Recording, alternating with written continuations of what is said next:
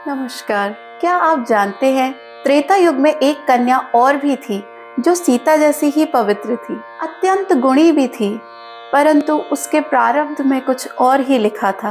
वह थी महान शिल्पकार मायासुर की पुत्री मंदोदरी। अत्यंत छविवान, गुणवान, बुद्धिमान और तेजस्वी कन्या थी। यही उनके पिता मायासुर ने कई अस्त्रों का निर्माण किया था और यह बात उन दिनों की है जब उन्होंने अत्यंत शक्तिशाली एक भाले का निर्माण किया जो संसार का सबसे तेजवान और दृढ़ भाला था, जिसका प्रहार इंद्र के वज्र को भी काट सकता था। वह मायासुर द्वारा किसी व्यक्ति विशेष के लिए बनाया गया था।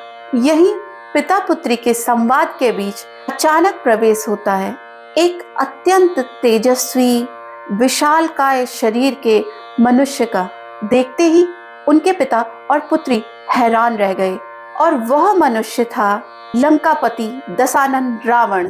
तभी दशानन कहता है, मायासुर, तुम्हारे पास कुछ ऐसा है जो सिर्फ मेरे योग्य है, तो लेने चला आया एक अद्भुत अस्त्र। वही मायासुर कहते हैं, यह अस्त्र मैं तुम्हें नहीं दे सकता दशानन। बुद्धिमान मंदोदरी दशानन की मंशा पहचान जाती कहती है, वह भाला लेने नहीं आया पिताश्री, उसकी मंशा कुछ और ही है।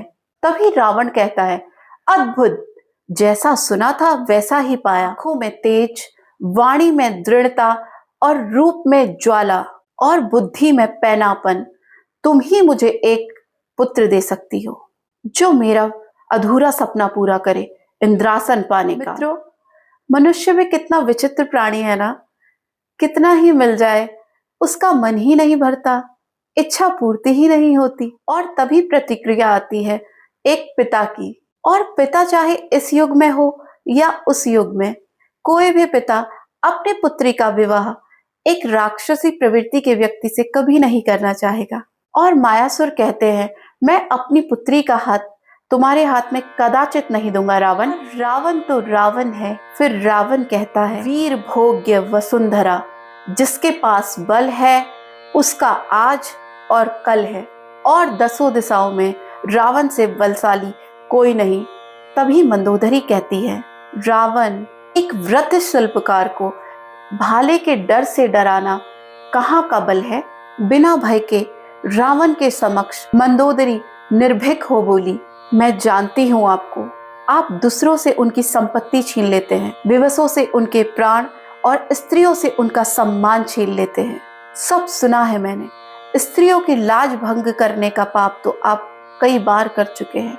आज स्त्री के प्राण छीन लेने का भी पाप अपने सर मढ़ लीजिए। परंतु रावण की मंशा तो कुछ और ही थी। तभी रावण कहता है, प्राण नहीं लूंगा तुम्हारे। सुंदर स्त्रियों के प्राण लिए नहीं जाते, उन पर प्राण न्यौछावर किए जाते।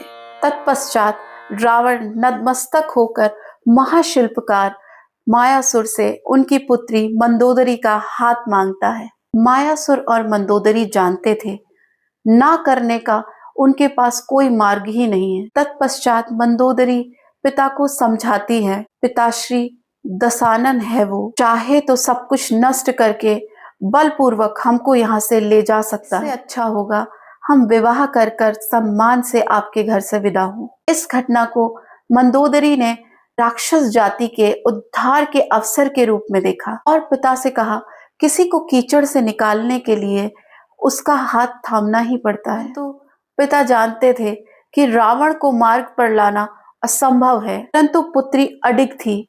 वह जानती थी कि वर्तमान को संभालना तो मुश्किल है, परंतु भविष्य को वह संभाल सकती है। दशानन की आने वाली संतान और असुरों की पीढ़ियों को वह सही मार्ग दिखा सकती है। असुरों की आने वाली पीढ़ी सतमार्ग और धर्म के मार्ग पर चले, वह ऐसा प्रयास कर सकती है। इस प्रकार मायासुर और मंदोदरी का संवाद खत्म हुआ और मायासुर ने लंकापति रावण को अपनी पुत्री सौंप दी। मंदोदरी रावण का विवाह संपन्न हुआ। इस प्रकार मंदोदरी ने असुरों के भविष्य के लिए अपनी आहुति दी और यह थी रावण और मंदोदरी के विवाह की कहानी। इस प्रकार रावण ने अपने छल और बल से एक छविवान, गुणवान, बुद्धिमान कन्या का वरण किया। इसी प्रकार हमारे शास्त्रों वेदों और हमारी रोचक लोक कथाओं से जो छुपी हुई कहानियां हैं